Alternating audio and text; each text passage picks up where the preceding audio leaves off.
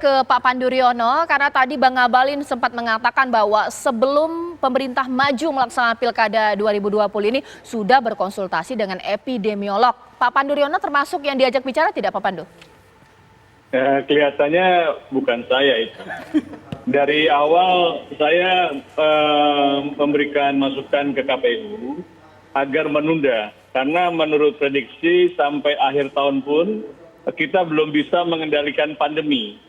Dengan demikian kan Indonesia itu sekarang statusnya masih kedaruratan kesehatan masyarakat dan bencana nasional. Jadi bukan kondisi normal.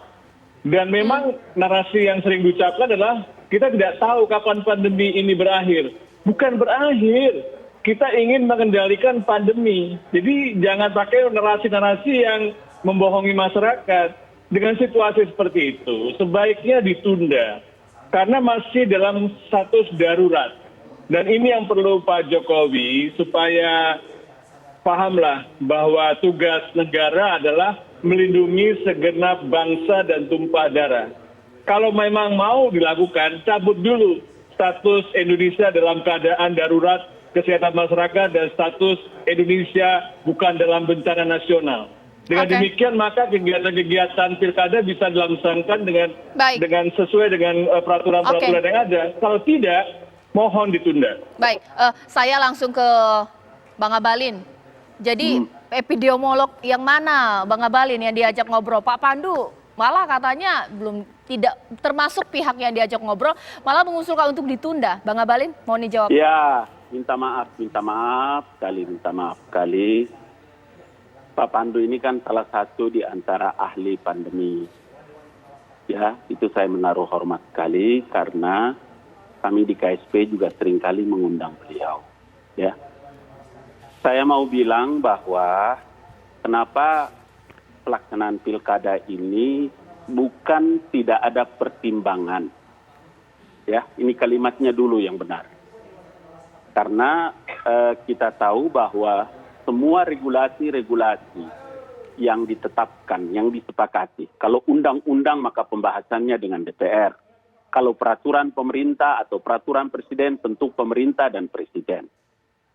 Kalau orang membicarakan tentang peraturan pemerintah pengganti undang-undang, semua makhluk yang hidup di bumi ini juga ngerti bahwa hak presidenlah yang memiliki pertimbangan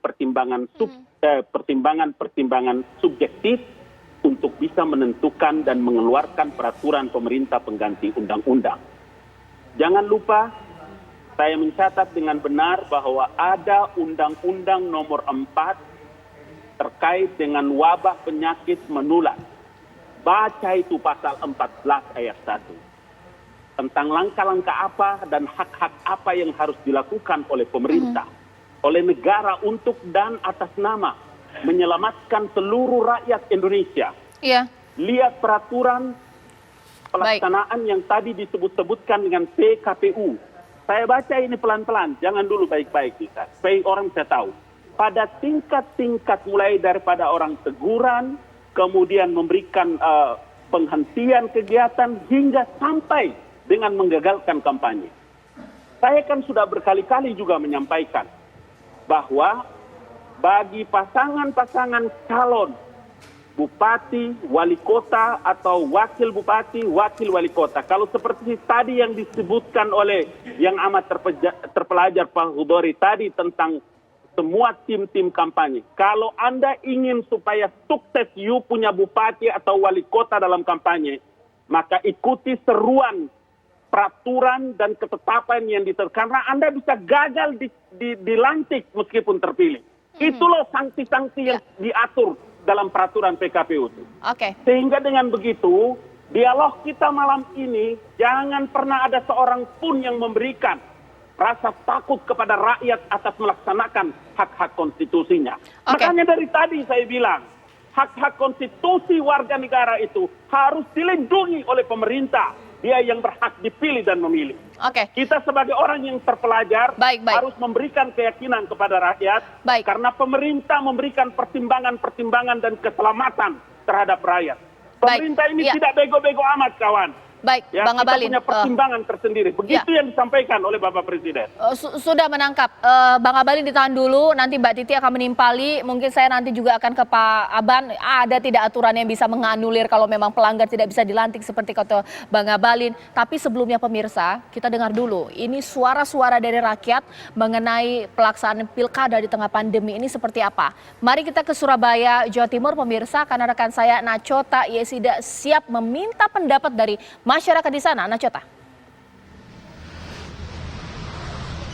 Ya, Caca, Surabaya juga akan melakukan pilkada serentak pada tanggal 9 Desember 2020 mendatang, yakni pemilihan wali kota dan juga wakil wali kota. Saya akan mengajak Anda berbincang dengan beberapa warga Surabaya, setuju atau tidak pilkada dilakukan 9 Desember di tengah pandemi yang juga belum membaik. Selamat malam, Mas. Selamat malam. Dengan Mas siapa? Fajar.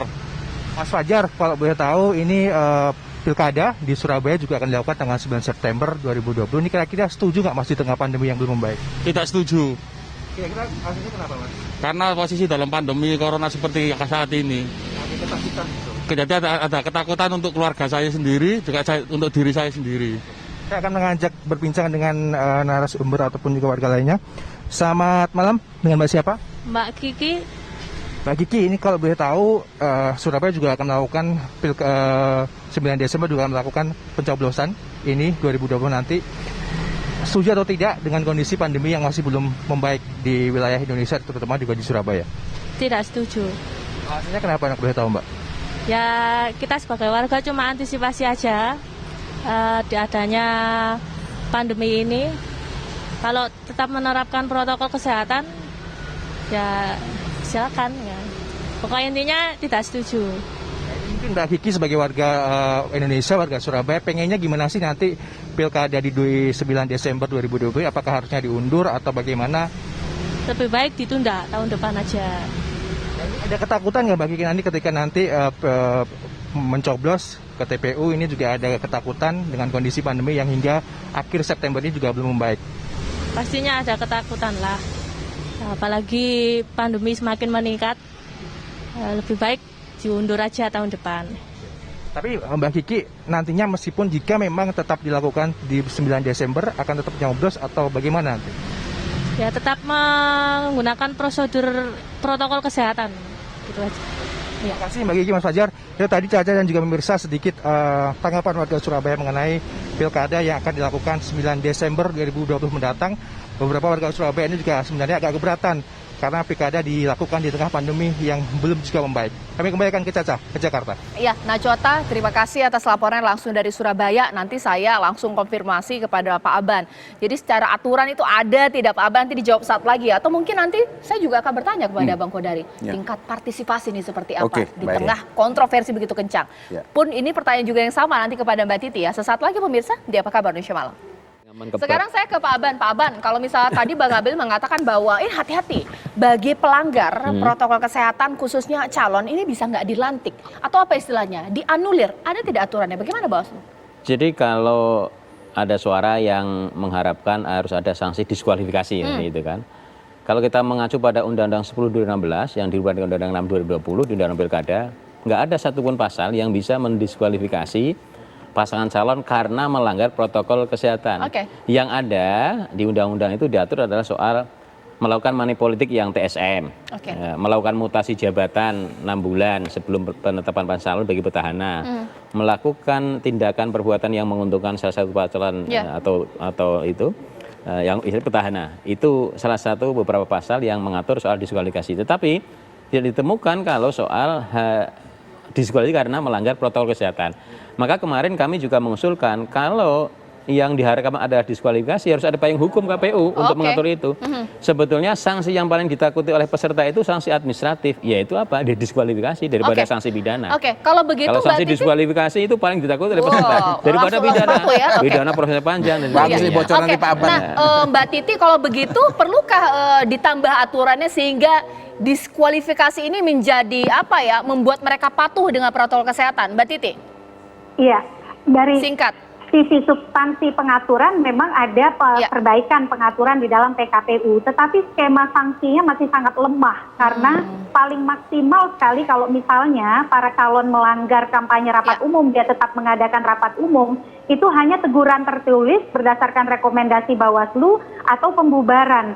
Nah, sebenarnya yang kita dorong itu adalah Perpu yang tadi disebutkan oleh Pak Abhan, yang bisa mendiskualifikasi, karena peraturan KPU itu tidak bisa mengatur diskualifikasi. Nah, sayangnya kan itu yang tidak tersedia. Sama satu lagi singkat ya Mbak Caca ya. Tadi Pak Ngabalin menyebutkan ada Undang-Undang Nomor 4 Tahun 84, Undang-Undang Nomor 6 Tahun 2018. Pertanyaannya, apakah ada dua undang-undang itu ditegakkan pada calon yang melanggar pendaftaran calon dan mengerahkan massa besar-besaran pada tanggal 4 sampai 6? Kan undang-undangnya berlaku, sampai hari ini nggak ada tuh. Oke, nanti Bang Ngabalin bisa menjadikan masukan untuk menurunkan aturan-aturan lebih ketat. Tapi mungkin karena singkat waktunya, berpengaruh tidak dengan tingkat partisipasi, Bang Kodari? Kecenderungannya di era pandemi pasti akan turun. Nah, kalau kemudian peraturan kesehatannya tidak menjamin bahwa pilkada ini akan aman, saya yakin akan lebih turun lagi, begitu loh. Justru sebetulnya dengan keamanan yang terjamin, itu mampu meningkatkan tingkat partisipasi.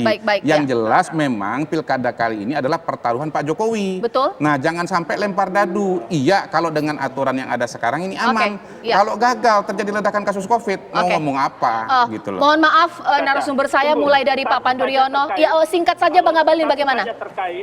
Saya minta supaya nanti siapa saja di dialog malam ini baca kitab Undang-Undang Hukum Pidana pasal 212, 214, 216 dan 218. Itu terkait dengan pelanggaran-pelanggaran yang dilakukan untuk apa?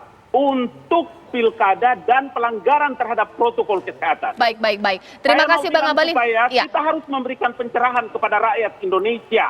Jangan kita takut-takuti mereka. Karena mereka harus melaksanakan. Kita harus baca mungkin ini ya supaya lebih jelas. Bang Ngabalin, terima kasih banyak atas waktunya. Mbak Titi, Pak Pandu, Pak Aban, dan juga Bang Kodari. Sayang sekali waktu saya sudah habis, pemirsa. Ini menjadi akhir Apa Kabar Indonesia Malam. Selamat malam, sampai jumpa.